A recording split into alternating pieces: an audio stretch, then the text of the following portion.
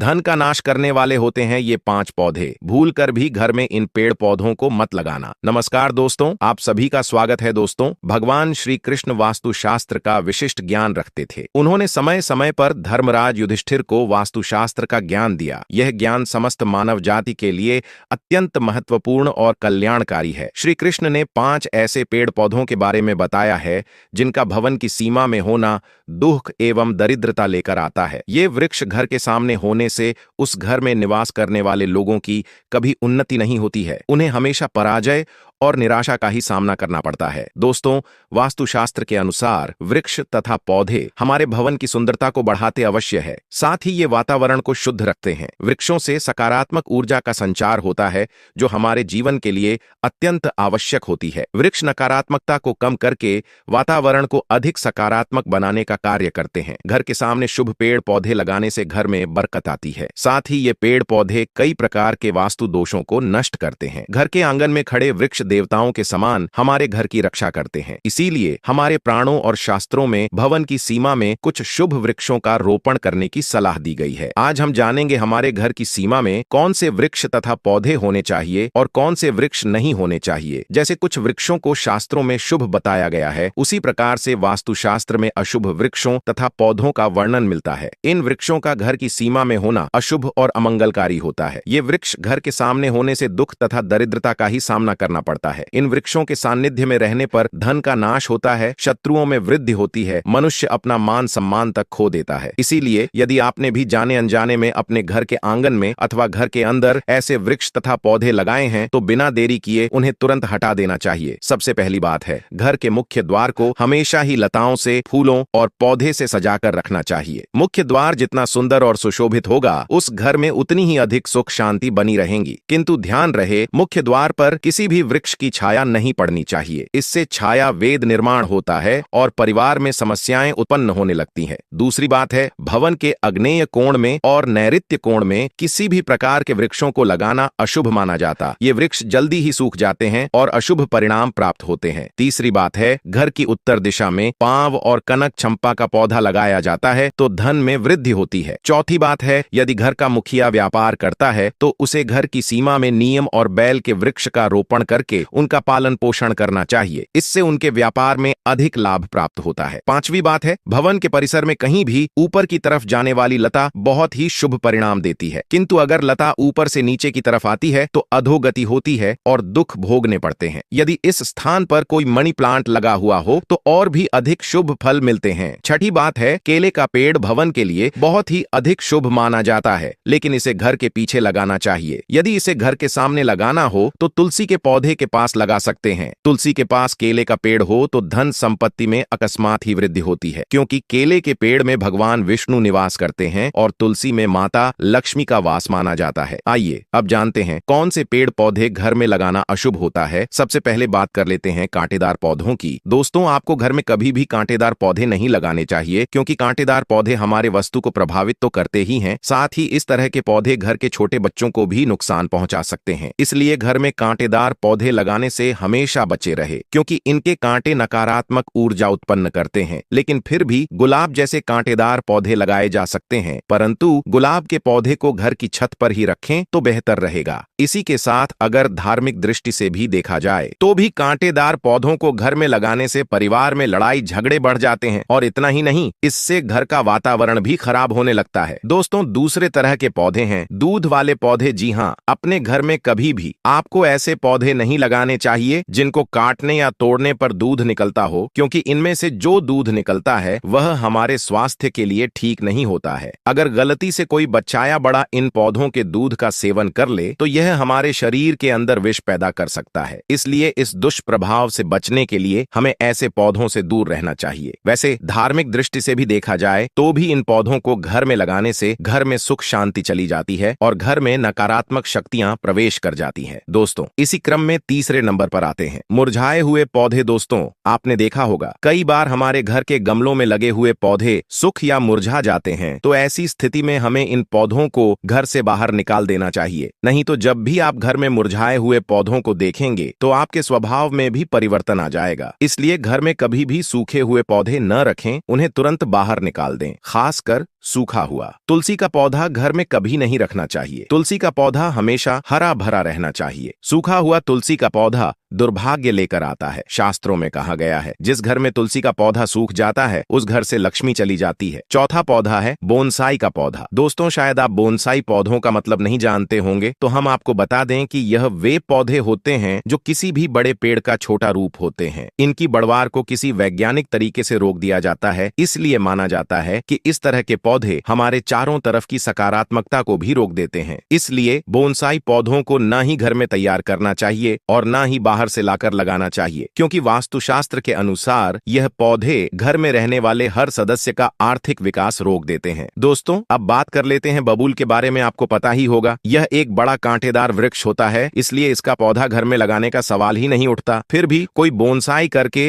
इसको घर में लगाने की सोच रहा है तो ऐसा बिल्कुल न करें, क्योंकि यह वास्तु की दृष्टि से ठीक नहीं रहता। ऐसे पौधे सिर्फ हमें नुकसान पहुंचाते हैं, क्योंकि इनके कांटे बड़े हानिकारक होते हैं। दोस्तों, अब बात कर लेते हैं कैस्टर प्लांट के बारे में। कैस्टर प्लांट देखने में भले ही बेहद अच्छा लगता हो, लेकिन इसे दुनिया का सबसे खतरनाक पौधा माना गया है। इस पौधे के बीज 2 दिनों के अंदर इंसान की जान ले सकते हैं। इसे घर में लगाने की भूल बिल्कुल नहीं करनी चाहिए। अगर आप इसे घर में लगाते हैं तो छोटे बच्चे इसके बीच गलती से निगल सकते हैं। इस पौधे को घर में ही नहीं बल्कि घर के आसपास भी नहीं रखना चाहिए। अगर आसपास ये पौधा हो तो तुरंत इसे उखाड़कर फेंक दें। दोस्तों, अब बात कर लेते हैं बेर के पौधे के बारे में। कहा जाता है कि फलों में गिने जाने वाले बेर को खाने के लिए लोग इसे अपने घर में भी लगा लेते हैं, लेकिन यह गलत है। कहते हैं इसे लगाने से घर में नकारात्मक शक्तियां आ जाती है। केवल इतना ही नहीं, धार्मिक दृष्टि से भी अगर देखा जाए तो बेर के पौधे के घर में होने से आर्थिक समस्या बढ़ने के साथ ही धन की हानि भी होने लगती है। इस कारण से इसे घर में नहीं लगाना चाहिए। दोस्तों, अब बात कर लेते हैं घरों में सबसे ज्यादा लगाए जाने वाले पौधे मनी प्लांट के बारे में। दोस्तों, अगर आप अपने घर में तरक्की चाहते हैं तो घर के मुख्य द्वार पर आपको मनी प्लांट लगाना चाहिए। ऐसा करने से आपको नौकरी और व्यापार में तरक्की मिलेंगे। परंतु मनी प्लांट के पौधे को लगाने के दौरान इस बात का अवश्य ध्यान रखें कि इसकी लंबाई दीवार से अधिक न हो जाए। इससे आपके जीवन में परेशानियां आनी शुरू हो सकती हैं। मनी प्लांट का पौधा कभी खरीद कर नहीं लाना चाहिए, बल्कि इसे दूसरे स्थान से चुरा कर लाना चाहिए, तभी इसका शुभ फल प्राप्त होता है। अब बात करते हैं पपीते के पेड़ के बारे में। वास्तुशास्त्र के अनुसार घर में कभी भी पपीते का पेड़ नहीं लगाना चाहिए। यह पेड़ घर के लिए बहुत ही अशुभ होता है। अगर यह पौधा अपने आप उग जाए तो इसे तुरंत उखाड़ना चाहिए। जब फल खत्म हो जाए तो उसके बाद इसे उखाड़कर फेंकना चाहिए। अगर पीपल का वृक्ष भवन की पूर्व दिशा में होता है तो घर में निर्धनता व्याप्त हो सकती है। वट वृक्ष घर की पश्चिम दिशा में हो तो घर में शोक का काल चेर काल तक रहता है। दक्षिण दिशा में तुलसी का पौधा हो तो संतान को पीड़ा सहन करनी पड़ती है। किसी भी मृत वृक्ष की छाया घर पर पड़ती है तो यह मृत्यु सूचक होता है। मृत्यु वृक्ष को तुरंत उखाड़ देना चाहिए। तो दोस्तों, इस प्रकार से वास्तुशास्त्र में घर में लगाए जाने वाले पेड़ पौधों के बारे में महत्वपूर्ण जानकारी दी है। दोस्तों, आपसे निवेदन है, हमारी वीडियो को लाइक करके चैनल को सब्सक्राइब कर लीजिए। ऐसी ही महत्वपूर्ण जानकारी के लिए जय मां लक्ष्मी।